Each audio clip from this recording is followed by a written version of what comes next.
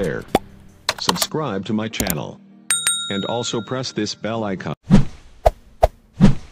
Hello everyone, Studies Asamon নতুন এটা ভিডিওলৈ সকলোকে স্বাগতম জনাইছো। আজিৰ এই ভিডিওটোত আমি আলোচনা কৰিম প্ৰজ্ঞান ভাৰতীয়ৰ যেটো স্কুটি স্কেম আছে সেইটোৰ মেৰিট লিষ্ট কেতিয়া প্ৰকাশ পাব, কেনেদৰে আপোনালোকে চেক কৰিব, নিজৰ ডিস্ট্ৰিক্টৰ মেৰিট লিষ্টখন কেনেদৰে চেক কৰিব, সেই বিষয়ে সম্পূৰ্ণ আজিৰ ভিডিওটোত আলোচনা কৰা হ'ব।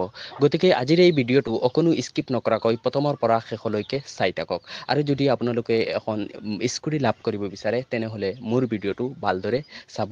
আৰু যদি মোৰ চেনেলত নতুন আহিছা তেনেহলে মোৰ চেনেলটো সাবস্ক্ৰাইব কৰি এটা লাইক কৰি দিব।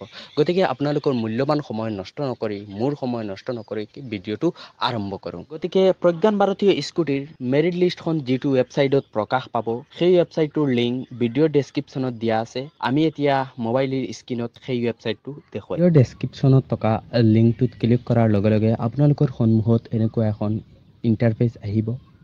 এইখনত অলপ তললৈ স্ক্ৰল ডাউন কৰিব, কৰাৰ পিছত নিজৰ ডিস্ট্ৰিক্টখন সিলেক্ট কৰিব।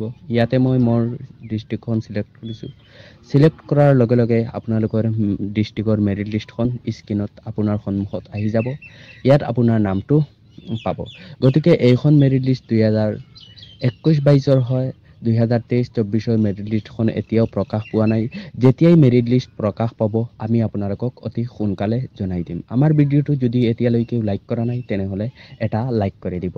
আৰু এই 2024 বৰ্ষৰ মেৰিট লিষ্টখন অতি সম্ভাৱনা আছে যে এইটো উইকত অথবা 10 তাৰিখৰ ভিতৰত প্ৰকাশ পোৱাৰ 99% গ্যাৰান্টি আছে। প্ৰকাশ পাই যাব বোধহয়।